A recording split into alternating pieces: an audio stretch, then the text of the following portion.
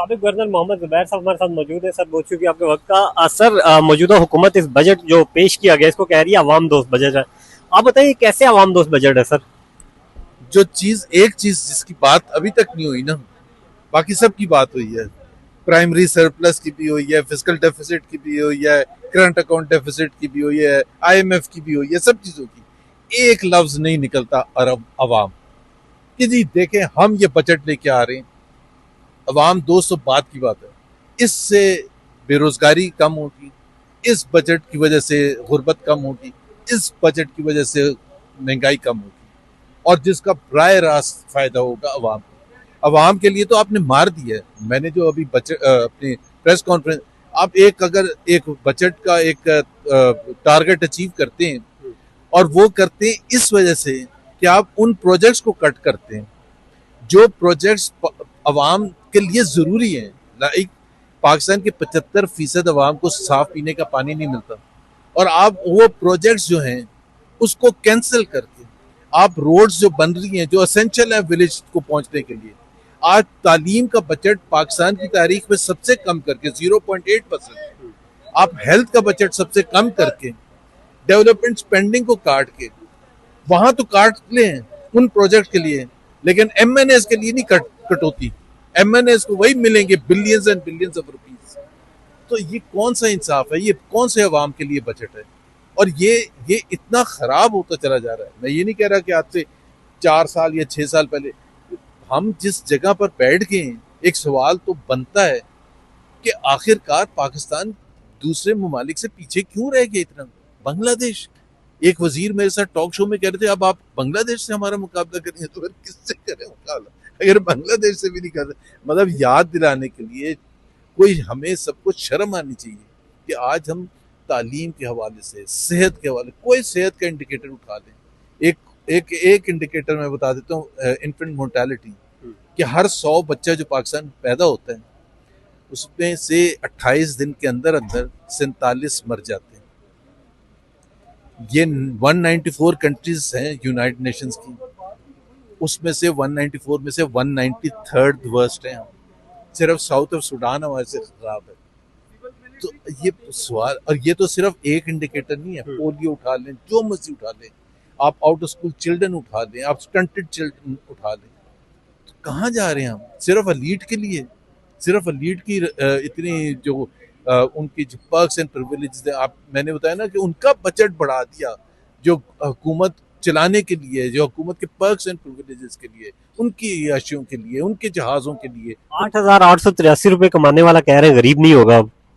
सोचें, मतलब 9,000 वाला अगर आप खुद किसी को मैं रखूं और 9,000 रुपए दूं और ये समझूं कि ये मिडिल क्लास है, इससे ज्यादा शर्मनाक बात नहीं। क्योंकि आपने वो फिगर छुपानी है ना, 29% जो है, जो आपके हिसाब से 29%, वो भी रिकॉर्ड हाई है। तो आप खुद सोचें कि आप 9,000 10,000 वाले को, अब तजाद देखें। मिनिमम वेज कितना? 40,000 कर दिया। मिनिमम वेज 40,000 है कि इससे कम में वो नहीं है, और 10,000 वाले वो कह रहे हैं कि मिडिल क्लास है। सर, क्या देख रहे हैं मौजूदा हुकूमत? क्योंकि फैसल वाडा भी अब बातें करना शुरू हो गए हैं, जो सीनियर तजिया निगार है वो भी बातें करना शुरू हो गए कि जाना ठहर चुका है। तो वाकई में जाना ठहर चुका है इस कारकर्दगी की बुनियाद पर? मैंने ये कहा ना, सुहेल वड़ाइच साहब ने जो आर्टिकल लिखा, वो हर एक का अपना व्यू है सुहेल वड़ाइच के, बट जो उन्होंने बात की कि पाकिस्तान में हर जो सियासी हुकूमत आती है, सिविलियन हुकूमत, तीसरे चौथे साल में उसका तख्ता होना शुरू हो जाता है। और वो तख्ता हमेशा से हुआ है या तो एस्टैब्लिशमेंट की वजह से, या जुडिशरी की वजह से, या दोनों की मिली भगत की वजह से। लेकिन ये पहली दफा उनके मुताबिक तख्ता होगा मीशत की बदहाली की वजह से, क्योंकि इतनी खराब हो गई। मैं आपको यकीन के साथ कहता हूँ, विद ऑल ऑनेस्टी, मुझे कोई पोजीशन नहीं चाहिए। पोजीशन चाहिए होती तो मैं 4 साल पहले छोड़ता भी ना। मैं आपको बताऊं कि मेरे तज्जिए के मुताबिक इतनी खराब मीशत कभी थी नहीं, और उसकी जितनी तेजी से बदहाली हो रही है, क्योंकि एक चीज खराब हो जाए ना, तो वो खराब जब आप या तो आप 8-8 10-10% ग्रो करना शुरू कर दें और 4-5-6 साल लगातार ग्रो करें, तो इस भंवर से निकलेंगे। जैसे वो चाइना की एग्जांपल दी थी मुस्तफा कोकर ने, कि करोड़ों लोगों, 80 करोड़ लोगों को, लेकिन वो 80 करोड़ लोगों को जब उन्होंने निकाला था तो 10-12 साल तक वो 7%, 8%, 10%, 12% ग्रोथ कर रहे थे। हम जो ग्रो कर रहे हैं पिछले 4 साल का एवरेज अगर लें तो 2.2% है। पॉपुलेशन इंक्रीज है 2.6%। हम तो पॉपुलेशन जितनी बढ़ती है उससे भी कम ग्रो कर रहे हैं। सर ये जो बदहाल मैशियत की वजह से ये तख्ता उलटने जा रहा है, इसके बाद ऑप्शन क्या बचा है फिर? ऑप्शन देखे ना, ये तो कोई भी नहीं कह सकता कि जो दूसरी हुकूमत आएगी वो ज्यादा अच्छा कर देगी, तो क्या कोई क्लेम भी नहीं कर सकता। पाकिस्तान में एक पाकिस्तान को एक सही ऐसी हुकूमत चाहिए जो ट्रू रिप्रेजेंटेटिव, जो आइन का जो बयानिया है पहला कि Pakistan will be govern through the true representatives of the people of Pakistan. आप पहले वो इकदाम तो करें जो कि करने की जरूरत है, वो लोगों को लेके आए जो अकाउंटेबल हों अवाम को, जिनको वो अवाम के पास जाएं अपना मैंडेट लेके।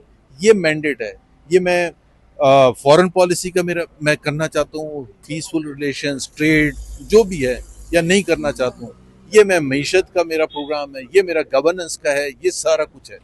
और फिर अगर अवाम उसको देते, और ये मेरा रिफॉर्म्स का है, जो बुनियादी रिफॉर्म्स हैं जिस कंट्री को चाहिए, जैसे इंडिया ने किए थे 1991 में, तो ये मैं करूंगा।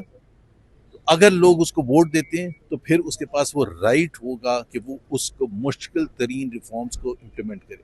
और इंडिया से सीखने, हम उनको सब कुछ गालियां तो देते हैं अपने भरपूर अंदाज में, लेकिन जो सीखने की बात है 1991 में जो उन्होंने एक कदम उठाया था, एक दफा IMF के पास गए थे, लेकिन उन्होंने वो रिफॉर्म्स दिए थे जो आज तक, जिसकी वजह से इंडिया आगे निकलना शुरू हुआ था। और उस वक्त जो सियासी हुकूमत थी उसमें नरसिम्हा राव थे प्राइम मिनिस्टर, और मनमोहन सिंह थे फाइनेंस मिनिस्टर।